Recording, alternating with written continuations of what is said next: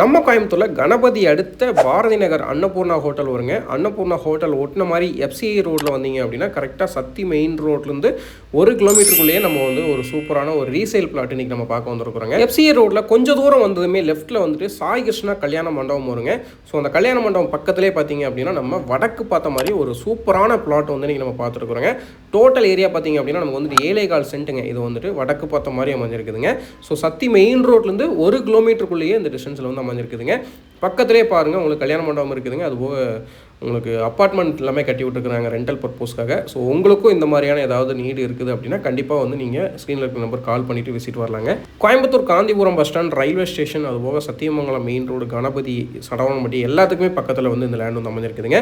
உங்களோட ஃப்ரீ டைமில் அவசியம் விசிட் பண்ணுங்கள். என்னுடைய ப்ரைஸ் டீட்டெயில் தெரிஞ்சிருக்கும் அப்படின்னா கமெண்ட்டில் வந்துட்டு ப்ரைஸ்ன்னு டைப் பண்ணிவிட்டு நம்மளோட பேஜை ஃபாலோ பண்ணிவிட்டு டைப் பண்ணுங்கள். நான் உங்களுக்கு டிஎம் பண்ணி வைக்கிறேங்க. டிடிசிபி அப்ரூவ் இருக்கிறதுனால பேங்க் லோனும் போய்க்கலாங்க. ஸோ இமீடியட்டாக உங்களோட ஃப்ரீ டைமில் விசிட் பண்ணுங்கள். நன்றி, வணக்கம். மீண்டும் மற்றவர்களை சந்திக்கலாம்.